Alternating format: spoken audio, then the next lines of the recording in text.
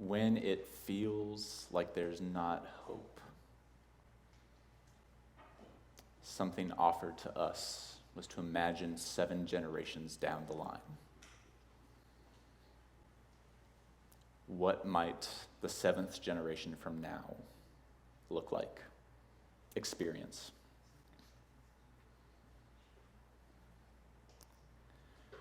Date, September 20th, 2219.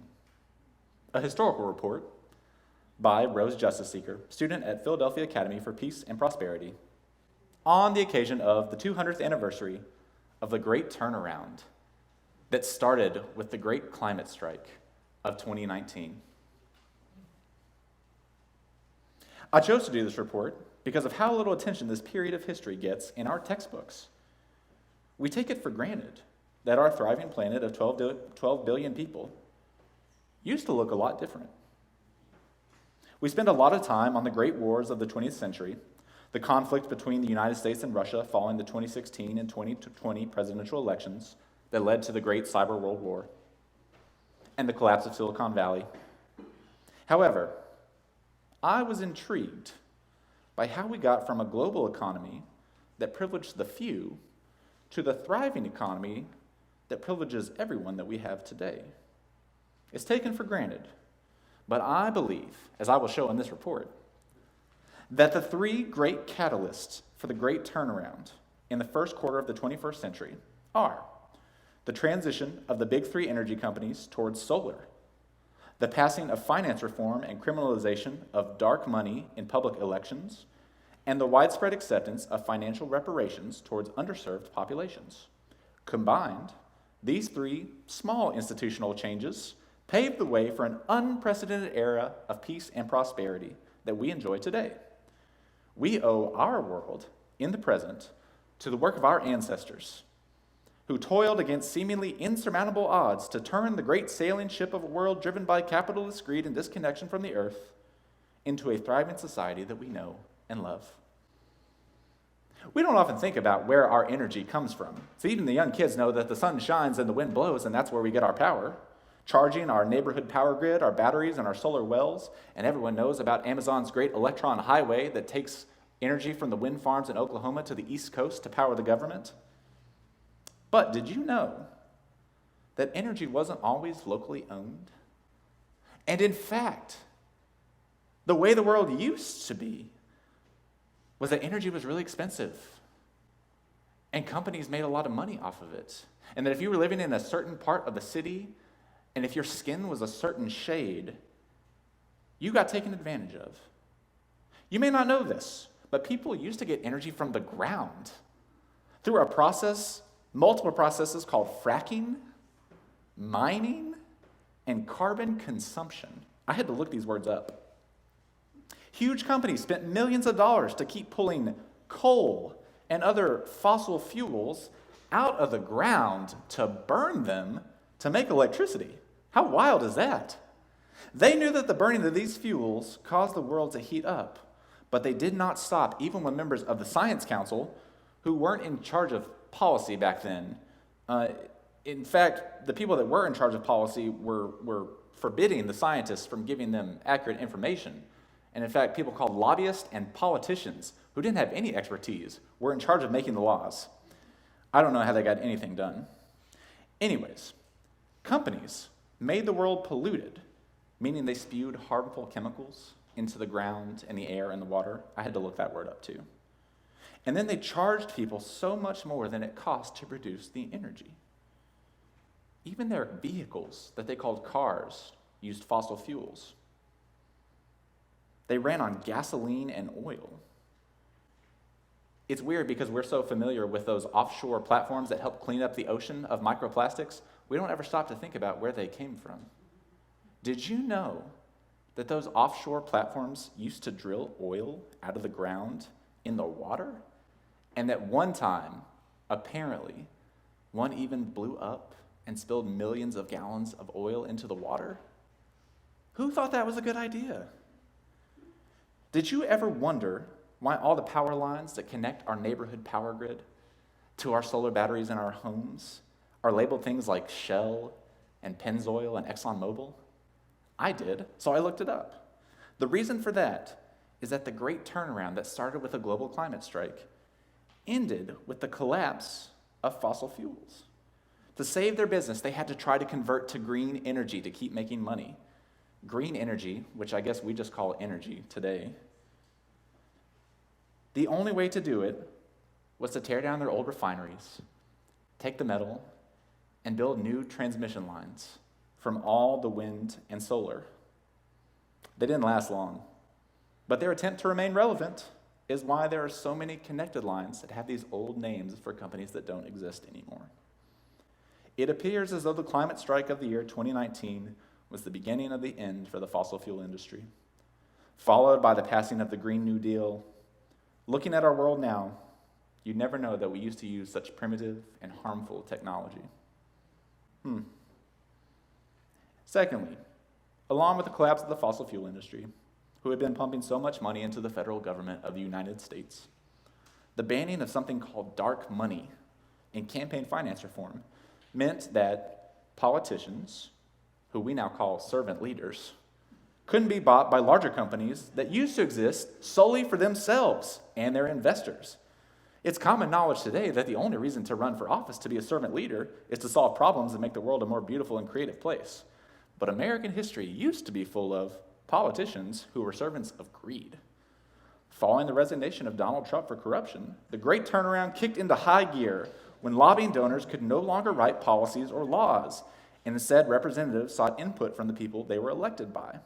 It's hard to imagine today, but laws used to disproportionately affect people with lighter skin in more positive and beneficial ways, while leading to higher rates of forced isolation called incarceration, and even murder by the government's peacekeepers, called police then, of people with darker skin tones.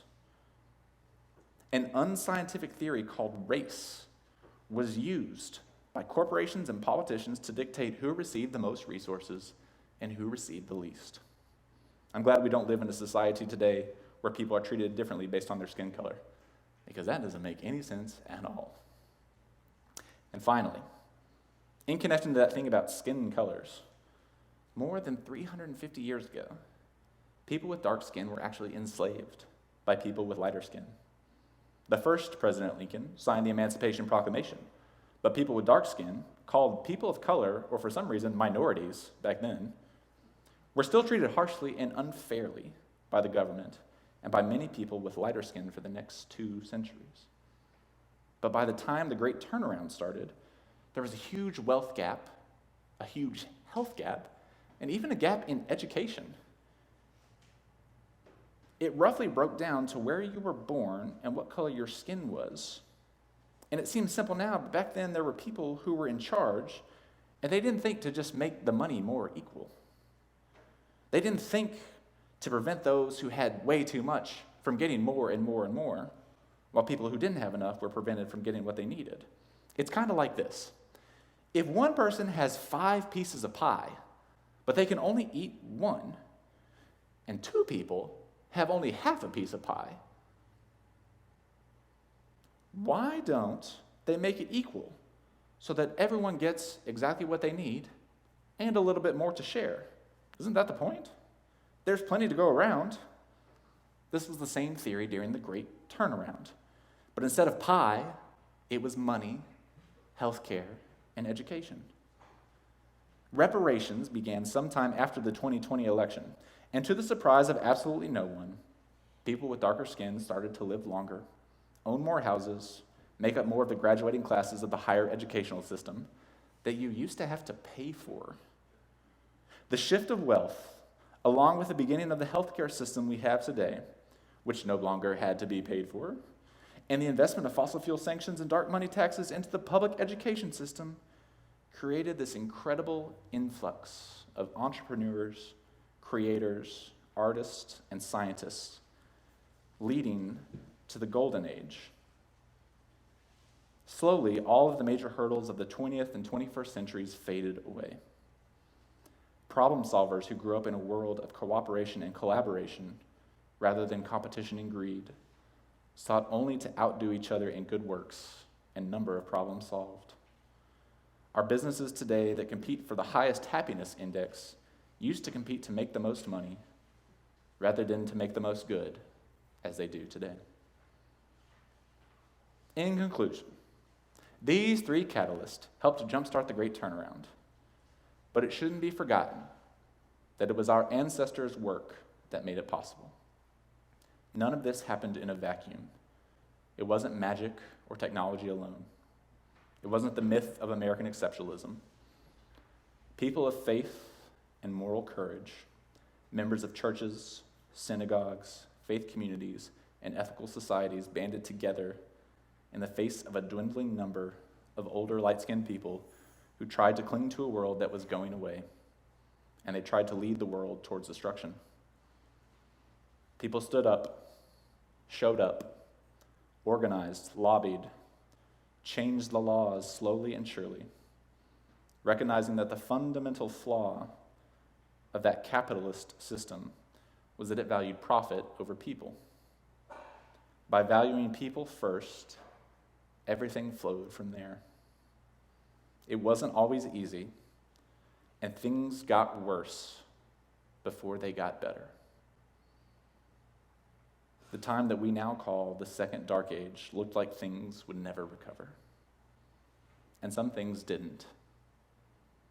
Many species of animals and plants did not survive. Some of the species that went extinct have been brought back, of course, but many have not been able to be reintroduced. There were many losses and many heartbreaks. And yet, the groups who were part of the Great Turnaround continued to fight the power. They found a way to create justice for all, which required changes in the educational, political, and industrial systems of the country.